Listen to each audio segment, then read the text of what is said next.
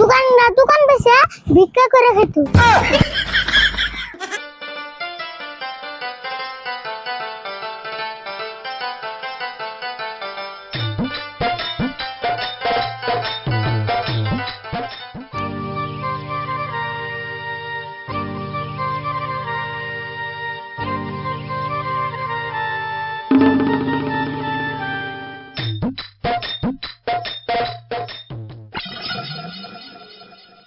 চায় থামস্কা বড় বড় চোখ করে কি কবি কই হেলতে ফট করে কই পারছে তো ফট করে, কিন্তু হুই না যদি ওটা রাগ করে।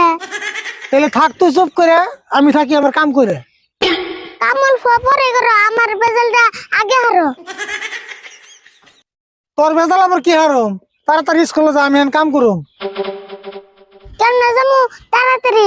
পেমেন্ট করলে সেন যাবার পারি। কি এর আবার পেমেন্ট লাগে? তুই ভালো করে কষে না দে। ভালো করে আর কেমন না ঘুমু, 100 টাকা দাও স্কুলে যাবো। স্কুলে যাইবেন নলে তোর লাগে টেহা, তোর নাগাল খরচ করে না বলান আরেকজন দেহা।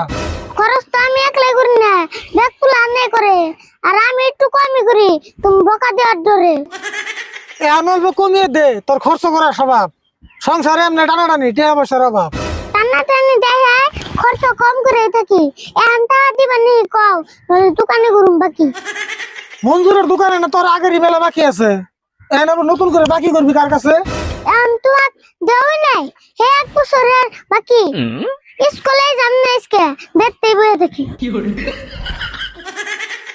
তোর নাগাল বাঁচতে যদি আর 2-1 জন থাকতো, ঘর বাড়ি বেশি এতদিন ফকির হওয়া লাগতো। তোমার নাগাল চাষও যদি ব্যাগ বেচতে পাইতো, দোকান বেচে ভিক্ষা করে খেত। চাওয়ার আগে টেহা দিলে হিসুম লাগতো মজা। আমার কাছ থেকে টেহা নিয়ে মানুষের দোকান করবি তাজা। কিপটামি করে তুমি কটা দালান করছো, 1-200 টাকা হন সামান্য করছো। তোর কাছে সামান্য হলে 1-200 টাকা, আর যদি 10 টাকা একটা কামাই করে দেখা। 100 টাকা চাইছি রে, এত খারাপ পাইছো? তুমি যে সঙ্গে ছুড়ে আসছিলে কার খামাই কিছু?